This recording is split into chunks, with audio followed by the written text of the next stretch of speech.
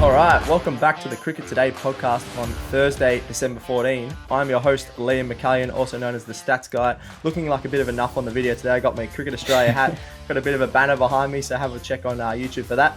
I'm here with Marcus Bazzano, loves a bit of Test match cricket himself. How you going, Marcus?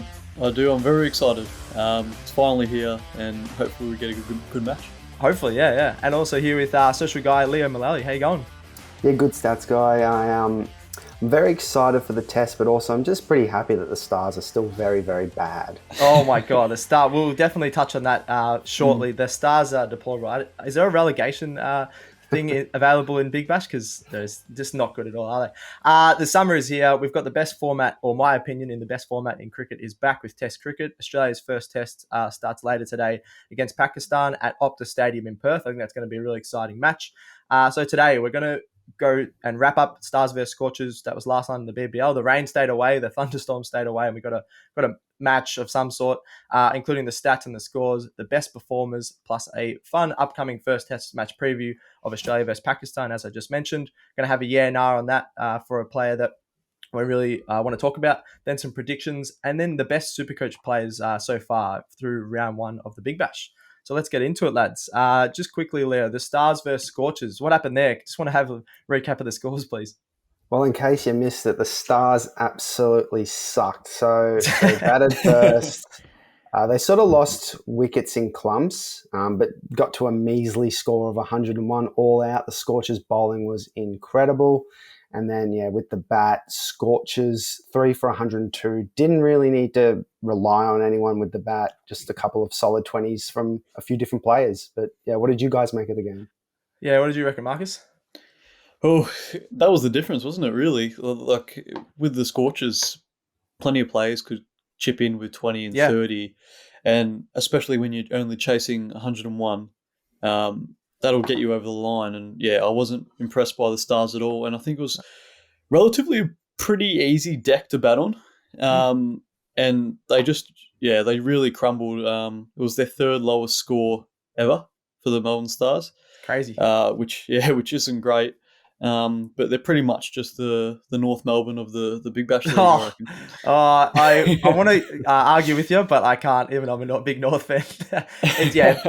They're going really bad. I just found a stat this morning. Since the Stars lost that BBL 09 grand final, they choked against the Renegades. They have just 15 wins in their last 44 games. So been really bad. They obviously finished last year. I am annoyed that I didn't pick them to finish last this year. I think the Renegades, I know it's only one run round in, but they definitely look like the worst team at the moment. Just no batting depth. The Scorchers, the other hand, they look, as Marcus said, you just need a few people to chip in 2020 cricket. You don't need always the big score. I saw a lot of comments online saying, the pitches have been horrible and all that. This definitely wasn't the pitches' fault at all. The curators did a fine job.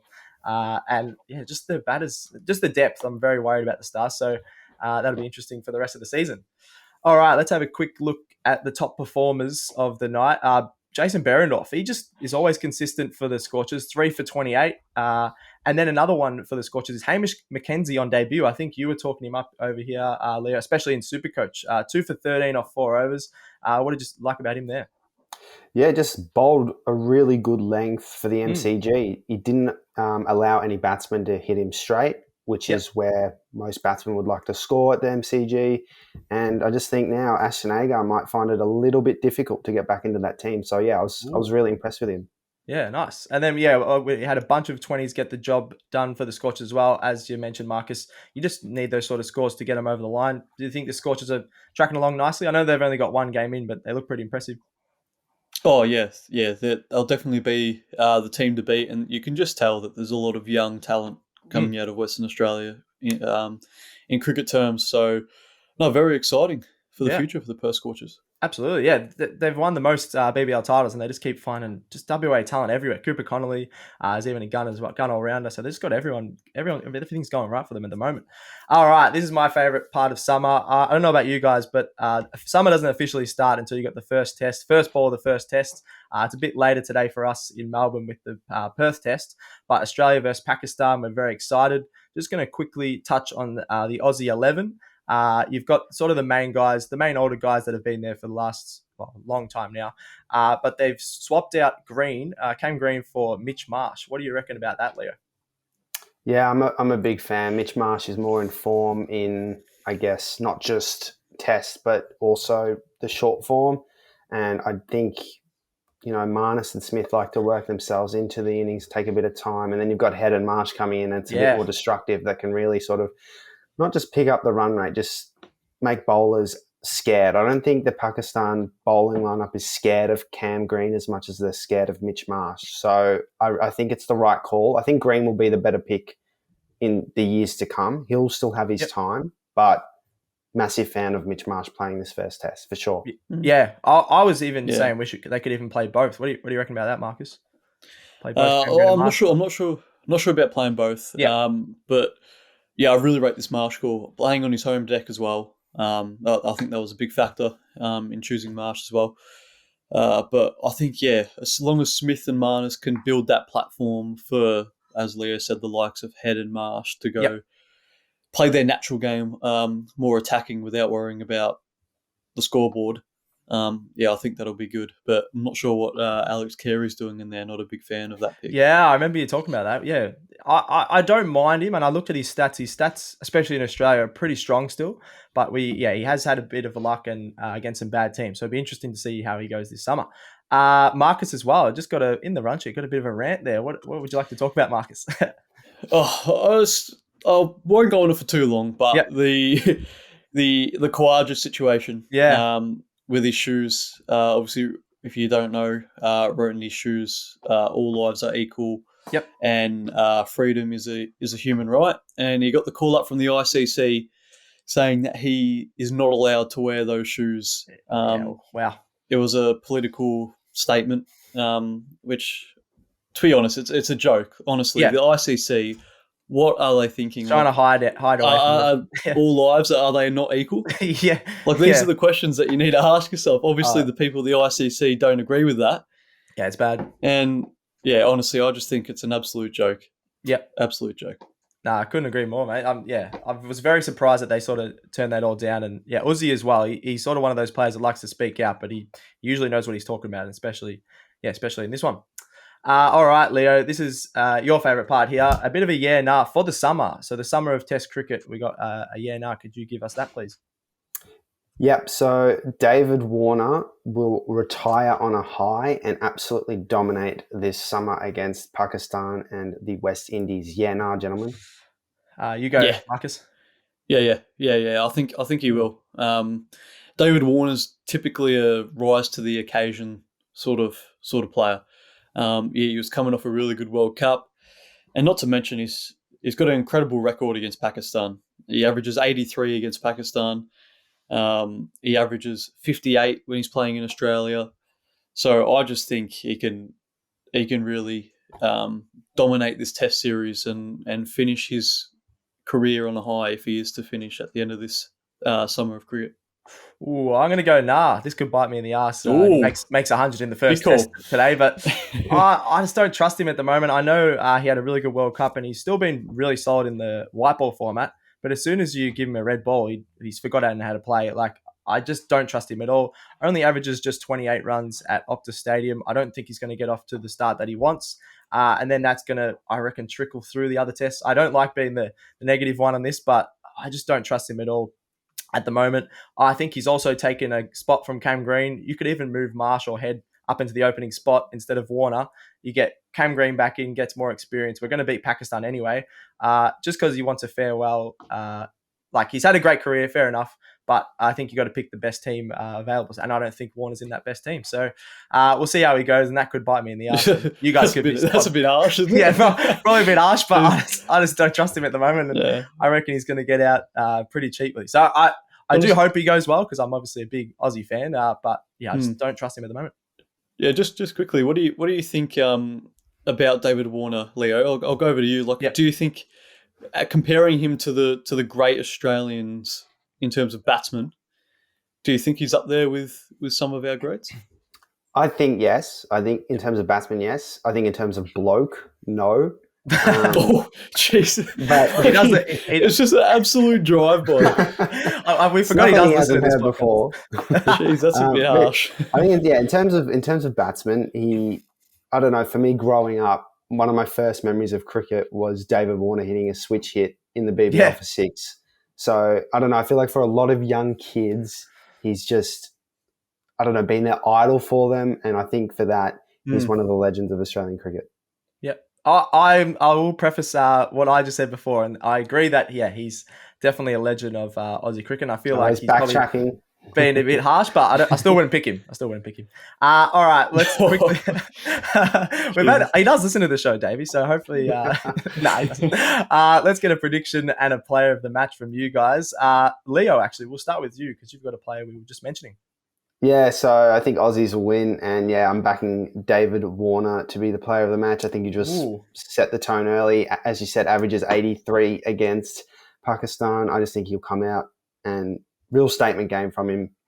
As Marcus said, rises to the occasion. So that's my pick. Nice. What do you boys think? Yeah, you go, Marcus. Well, yeah, I'm going Australia here. I think, it should be a comfortable game. But I'm going to go with Nathan Lyon. We talked about rising to the occasion. He's got an incredible record at Optus Stadium. I think he's got 22 wickets in 3 Test matches there. Really? Yeah, and he's very close to that 500th Test wicket. He's only 4 away, I think, as we speak. So hopefully he can get that over the line in this Test match. Yeah, nice. I love Nathan Lyon, so I'm really hoping he gets that in the first Test match. I reckon he's going to bowl someone through the gate for his 500th wicket. That'd be pretty awesome. I'm going to go the Aussies as well. I think that's a pretty safe pick. I reckon this could end really quickly, especially first Test. We're going to be fired up. The Pakistan team isn't looking too great. Babar Azam will be pretty strong, but other than that, I don't trust a lot of their batters. My player of the match is going to be Travis Head. Bit of Trav ball. It's been the year of Travis Head. He's been absolutely awesome.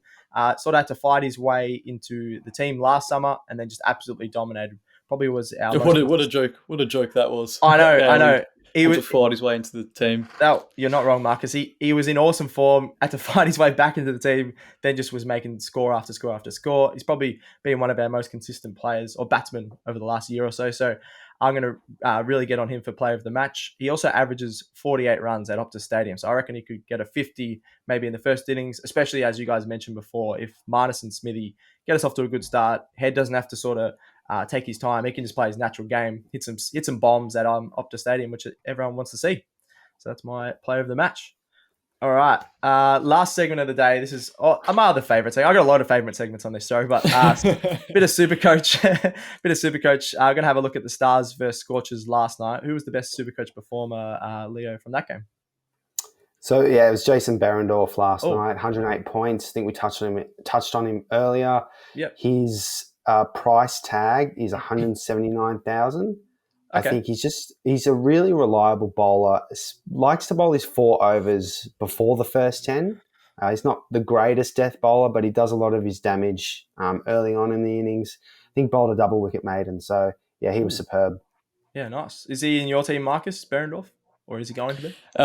He isn't. But I think, honestly, if you're coming up against the Stars, just get any bowling attack in there. You'll probably get plenty of points. But he is a very good bowler. Like that per Scorchers attack is by far, I think, the best bowling attack in the comp. Yeah. So definitely, yeah. If you don't have a Scorchers bowler in there, get one in.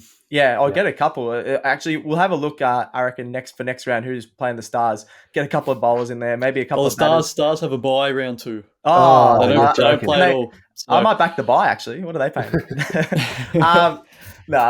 Whoever's playing the Stars, they're just not too good. But, you can back the Scorchers most games to get a lot of wickets anyway, especially Behrendorff. So we're going to quickly go to the best SuperCoach players from round 1. Your player that you sort of look out for, who was in your team and then was up there in the points. Who have you got there, Leo? Yeah, it's got to be my man, the Chief. He was superb. 177 points from 1 game and 6 overs. Be scary to think if he played 2 full games. He was just outstanding in that first game, almost carrying the Renegades home. Probably should have if it wasn't for a few other things the Renegades did that night. Yeah. And then with the ball, he looks to improve so much. Just bowls a really hard length. prone to the occasional bad ball still, but 2 for 21 right. against the Sixers, and then another wicket against the Scorchers. I mean, to what we think two of the better sides are. So really impressed by his start. So hopefully nothing but up for him. Yeah, I love a bit of Sutherland. I think he's a bit stiff that he's around the same age as Cam Green, because I think he could play for Australia as an all-rounder in the Definitely, yeah. in the future, but he's just a bit stiff. We've got a few good all-rounders at the moment, but I think he could. Marcus, who are you going for your best Supercoach player? Well, the best Supercoach player, well, I guess we could just round out the top three. Tom Curran, 186,000. Yep. He's got 128 points. You've talked him up, stats guy. Yep. He can provide the goods with both the bat and the ball. His price increased just slightly by 6.9k, but yeah, geez, it was a good start to the BBL campaign. And just want to shout out Jake Fraser-McGurk as well. Yep. Only played that one game and got 73 points with a solid, I think he made 40 odd off about 24 balls. So the strike rate was up there. And he was, really impressed us because to be honest, I wasn't expecting a strong start from him, but yeah, he was really impressive at a price of only 72,000. Ooh, yeah, nice. And he also is dangerous in the field, so you get a few extra points like that. I think it was nice. Well, he's taken. I reckon he took catch of the BBL history so far. Yeah, he has. Really? Yeah, he's got. They made a T-shirt of him. I might have to get one of those T-shirts actually. All right, my best Supercoach player is Colin Munro, 190 points. I was a bit wary of him at the start. I wasn't even going to pick him, and then he just turned it on. I'm so glad I did. 190 points from 2 games. He's gone up to 183,000, which I think is still an absolute steal. He scored 99 not out in the first game. Then he backed it up with 46. Had a really solid strike rate in both of those games. And he's just been the Heat's best player. Also, the Heat are going really well. Their confidence is up, and he's their skipper. He's just leading them really, really well. So I think 183,000. His price is going to keep rising over the next few rounds. So get in quick for Colin Munro because I think he's in amazing form. Almost everything is coming out of the middle for him. Even when he had to work it around a bit the other night or go hard when he made that 99, he just looks unstoppable at the moment. So he's my favourite player, best Supercoach player from round 1. All right, lads. I think that's it for today. We've got can't wait for Test match cricket later today with the Perth Test against Pakistan. And that's it for the show. We'll be back with this tomorrow, wrapping up day 1 of the tests and then a few more Supercoach BBL players that we want to get around.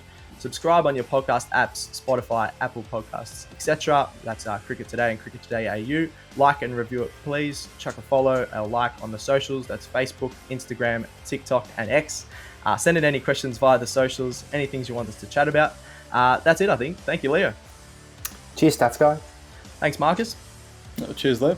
Thanks, Joe, for producing. Thanks to me looking like a nuffy on the video with all my Cricket Australia stuff. And that's another episode of Cricket Today done. We're out.